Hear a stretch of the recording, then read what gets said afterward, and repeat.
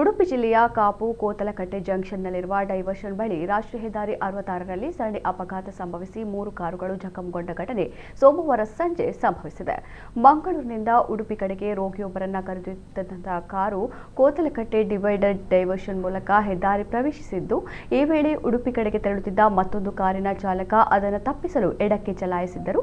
ಈ ವೇಳೆ ಅದೇ ದಿಕ್ಕಿನಲ್ಲಿ ಉಡುಪಿಗೆ ತೆರಳುತ್ತಿದ್ದ ಕರಾವಳಿ ಅಭಿವೃದ್ಧಿ ಮಂಡಳಿ ಅಧ್ಯಕ್ಷ ಎಂಎ ಗಫೂರ್ ಅವರ ಕಾರಿಗೆ ಅದು ಡಿಕ್ಕಿ ಹೊಡೆಯಿತು ಎನ್ನಲಾಗಿದೆ. ಸರಣಿ ಅಪಘಾತದ ಕಾರಣದಿಂದಾಗಿ 3 ಕಾರುಗಳು ಜಖಂಗೊಂಡಿದ್ದು, ಕಾರಿನಲ್ಲಿದ್ದವರು ಯಾವುದೇ ಗಾಯಗಳಿಲ್ಲದೆ ಅಪಾಯದಿಂದ ಪಾರಾಗಿದ್ದಾರೆ. ಅಪಘಾತದಿಂದಾಗಿ ಕೆಲವು ಹೊತ್ತು ಸಂಚಾರ ಅಸ್ತವ್ಯಸ್ತಗೊಂಡಿದ್ದು, ಸ್ಥಳಕ್ಕೆ ಧಾವಿಸಿದ ಕಾಪು ಪೊಲೀಸರು ಸುಗಮ ಸಂಚಾರಕ್ಕೆ ಅವಕಾಶ ಮಾಡಿಕೊಟ್ಟರು.